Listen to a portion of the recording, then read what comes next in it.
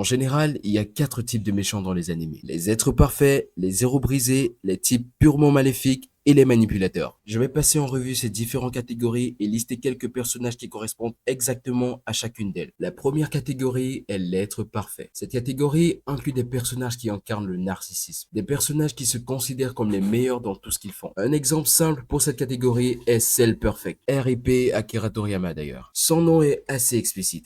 Sous sa forme parfaite, Cell se considère simplement comme le plus fort. Il était tellement confiant en sa force qu'il a organisé un tournoi pour affronter toute la Z-Team tout seul. Un autre personnage facile à citer sera le père de Fullmetal Alchemist Brotherhood. Père se considérait supérieur aux humains à tout égard et se voyait sans doute comme l'être le plus parfait. La prochaine catégorie est l'héros brisé. Maintenant, celui-ci est un peu cliché car la plupart des animés de nos jours ont ce genre de personnage. Le héros brisé est généralement un gars qui était bon mais a dévié de son chemin et est devenu méchant. Une autre caractéristique de ce type de personnage est qu'il meurt toujours et est toujours reconverti en bon par le héros actuel. L'exemple le plus populaire pour ce type de personnage est Eren. Pas besoin d'expliquer davantage. Vous savez déjà tous pourquoi Eren est un héros brisé. Deux autres personnages du même animé qui suivent cette même catégorie sont Pain, Nagato et Obito. Ils ont tous deux commencé comme héros mais ont dévié de leur chemin à cause du chagrin. Ils ont finalement été ramenés sur le bon chemin par Naruto juste avant de mourir. On pouvait aussi mentionner Sasuke mais il n'est pas mort donc. Maintenant, passons aux menaces, les racistes, les personnages qui peuvent tuer des milliers de personnes et en rire,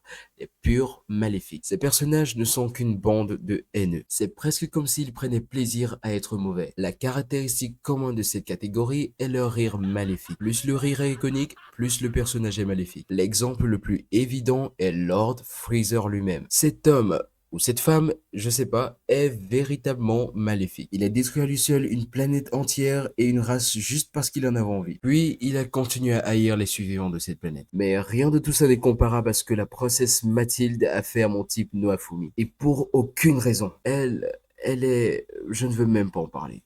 Mais je suis sûr que vous comprenez. La dernière catégorie de personnages est le manipulateur. Des personnages qui n'hésitent pas à utiliser les autres pour leurs ambitions. Ils sont souvent beaux et apparaissent amicaux ou faibles, mais utilisent leur apparence pour tromper les leurs. Un exemple typique est Light de Death Note. Beau, bonne note, mais tueur en série dans son temps libre. Tout au long de la série, Light a utilisé d'innombrables personnes et n'a pas hésité à utiliser son père et ses fans. Un autre exemple est Kiyotaka de Classroom of the Elite. Je sais que certains pourraient ne pas être d'accord, mais Kiyotaka n'est pas une bonne personne. Il utilise les autres personnages de la série pour le meilleur et pour le pire et leur faire croire que c'est leur propre choix. Je pourrais aussi mentionner d'autres personnages comme Makima, Aizen, Fyodor et même Eren. Mais voilà, c'était les principales catégories des méchants que j'ai pu trouver. Faites-moi savoir si j'ai raté quelque chose et mentionnez tout autre sujet dont vous voudriez que je parle. À la prochaine!